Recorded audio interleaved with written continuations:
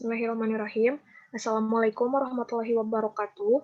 Kami dari kelompok 1, di sini kami akan mempresentasikan mengenai studi resep osteoartritis. Di sini ada Ulfa Cahyameta, ada Diva Rahmadita, Nur Setiawati Astuti, kemudian ada saya sendiri, Nurul Susanti, dan Nabila Khairunisa. Kemudian di sini ada bahasan yang akan dikaji pada osteoartritis kali ini, yakni mengenai definisi gejala faktor resiko dari osteoartritis, kemudian penggunaan obatnya yang meliputi Orinox, kalsium 95, vitamin D3, dan Nurosan B. Kemudian ada analisis resep dari osteoartritis dan kesimpulan.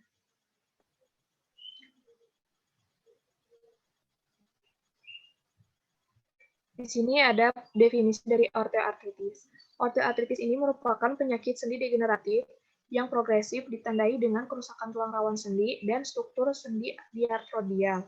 Kemudian untuk klasifikasinya, di sini ada osteoartritis primer dan sekunder.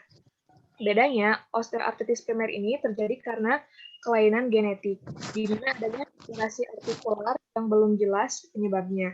Sedangkan osteoartritis sekunder sering disebabkan oleh trauma dan imobilitas yang terlalu lama, dan ditandai dengan kelainan endokrin, penyakit metabolik, dan faktor bawaan. Kemudian, di samping ini juga ada ilustrasi dari sendi lutut pada penderita osteoartritis. Osteoartritis ini ditandai dengan faktor kerusakan sendi dan struktur sendi diartrodial, yang ditandai pula oleh kerusakan progresif tulang rawan sendi, hilangnya artikular hialin tulang rawan, penebalan tulang subkondral, dan kapsul sendi, serta renovasi tulang, pembentukan osteosit, sinovitas ringan, dan perubahan lainnya. Kemudian di sini ada beberapa gejala dari osteoartritis. Yang pertama, nyeri persisten lutut. Kemudian kekakuan lutut terbatas, di mana kurang dari 30 menit. Kemudian penurunan fungsi dan gerakan terbatas, crepitus, dan enlargement tulang. Kemudian di sini ada faktor resiko pada osteoartritis yang meliputi usia, jenis kelamin dan hormonal, obesitas, faktor genetik, ras, aktivitas fisik yang berat, dan olahraga serta cedera sendi. Kemudian di sini ada resep dari osteoartritis. Dan di sini ada pembahasan mengenai penggunaan obat osteoartritis yang akan dijelaskan dengan saya.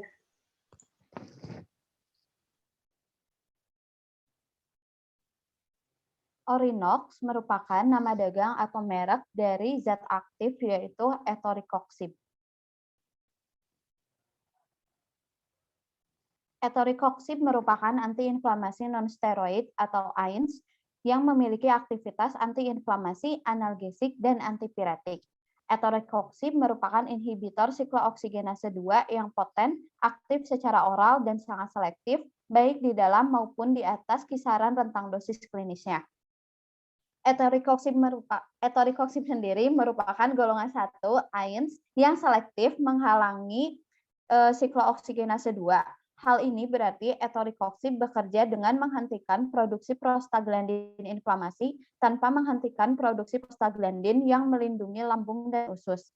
Sehubungan dengan diketahuinya siklooksigenase 2 yang bersifat fisiologis di beberapa jaringan seperti sel endotel, ginjal, dan yang lainnya, maka tidak heran pada koksib yang memiliki waktu paruh panjang lebih mudah meningkatkan terjadi risiko kardiovaskular seperti trombosis dan serangan jantung.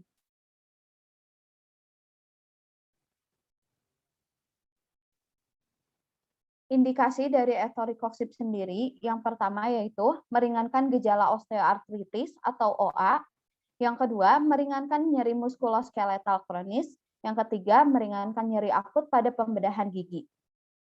Sedangkan kontraindikasinya yaitu 1. Hipersensitivitas terhadap komponen yang terkandung dalam sediaan, 2. Gagal jantung kongestif, 3. Penyakit iskemia jantung, arteri perifer, dan atau cerebrovaskular.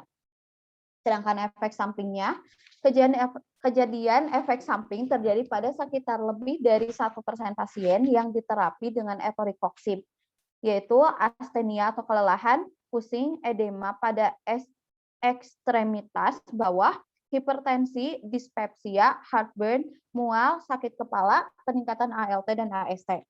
Penghambatan siklooksigenase 1 oleh AINS non-selektif ini berkaitan dengan munculnya kerusakan pada lambung dan hambatan pada platelet. Siklooksigenase 2 terbukti memiliki peran terutama dalam sintesis mediator nyeri prostanoid, inflamasi, dan demam. Adanya penghambatan siklooksigenase 2 yang selektif oleh etorikoksib dapat mengurangi munculnya tanda dan gejala klinis tersebut dengan menurunkan toksisitas gastrointestinal dan tanpa menimbulkan efek pada fungsi platelet. Etorikoksib memberikan efek hambatan pada siklooksigenase 2 yang bergantung dosis tanpa menghambat siklooksigenase 1 pada dosis hingga 150 mg per hari.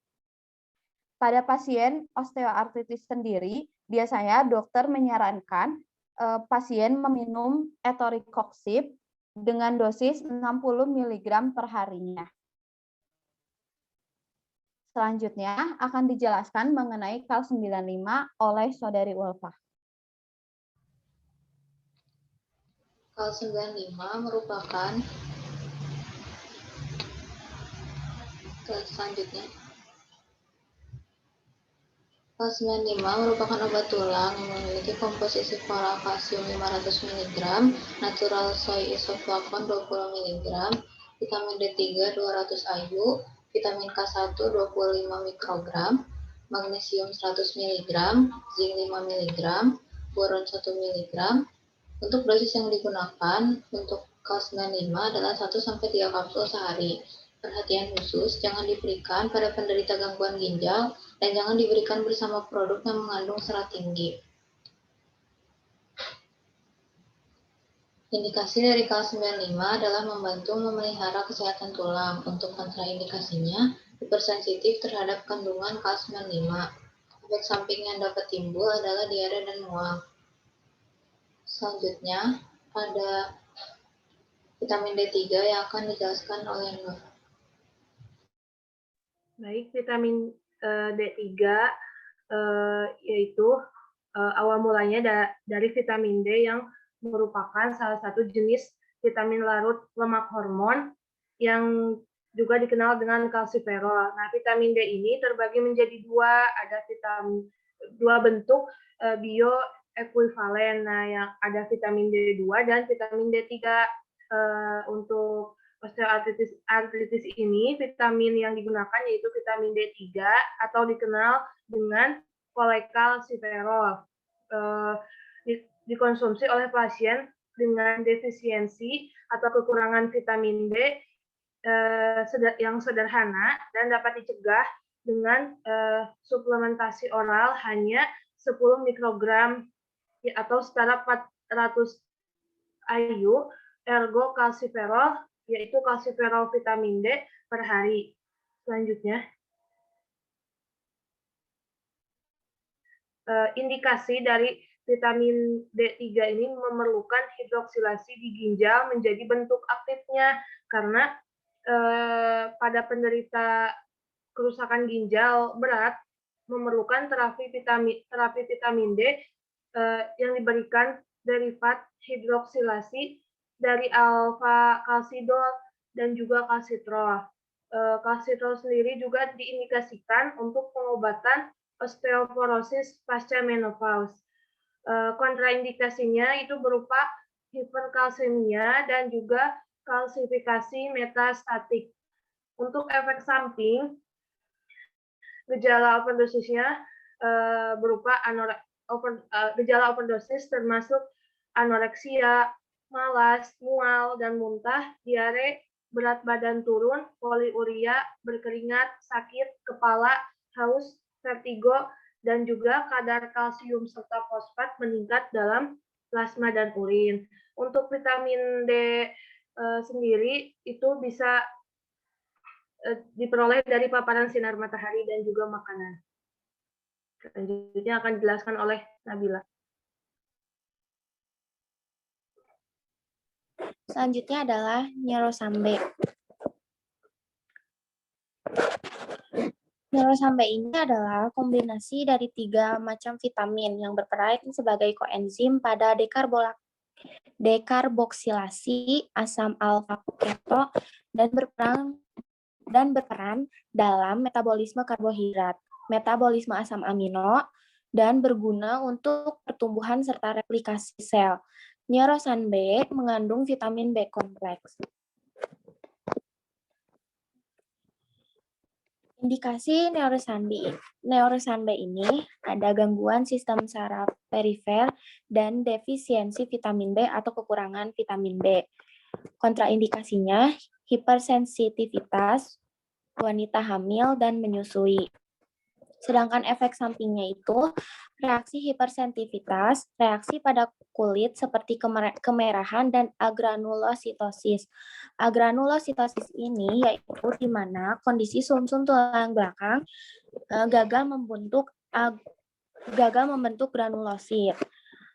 Tubuh yang kekurangan granulosit ini akan mudah terserang oleh infeksi.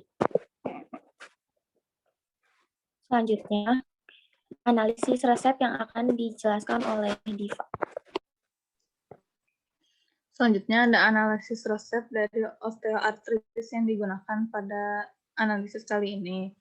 Pada resep yang diambil itu ada 4 obat yang digunakan untuk pengobatan osteoartritis.